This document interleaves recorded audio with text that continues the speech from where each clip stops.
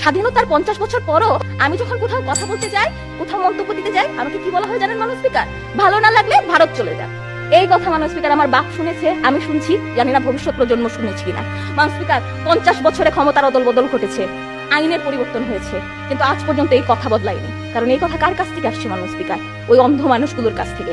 আমার মাননীয় স্পিকার খুব কষ্ট নিয়ে বলতে হয়, আমি কি এই দেশে 1088 জন নবজাতকের লাশ পেরিয়ে 89তম সন্তান হয়ে জন্মাই নাই? আমি কি এই দেশে লাখে 11,600 জনের ধর্ষিত হয়, তার মধ্যে একজন ধর্ষিত হবার রিস্ক নিয়ে জন্মাই নাই? 67% হারে অ্যাক্সিডেন্ট হয়, আমার মা কি ওই রোড ধরেই আমাকে স্কুলে নিয়ে যায় নাই মাননীয় স্পিকার? আইলা সিডর কি আমাকে ছুঁয়ে যায় নাই? তারপরে মাননীয় স্পিকার কিছু বললেই নিজের দেশে ভাড়াটিয়া আমি, এটা আমাকে অনুভব করা। এর প্রতিকার কিভাবে হবে মাননীয় স্পিকার? শেষ করছি মাননীয় স্পিকার। তাই মাননীয় স্পিকার, গণজাগরণ ঘটান।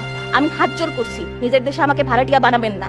আজকে আসুন মাননীয় স্পিকার, আমরা সবাই মিলে শপথ নেই। আজকে আমরা সবাই দাঁড়াই মাননীয় স্পিকার। মুরা একই বৃন্তে দুইটি কুসুম, হিন্দু মুসলমান, মুসলিম তার নয়নের মণি, হিন্দু তাহার প্রাণ। মাননীয় স্পিকার, এই শপথ আমরা ছড়িয়ে দেই মাননীয় স্পিকার। গণজাগরণ হবে।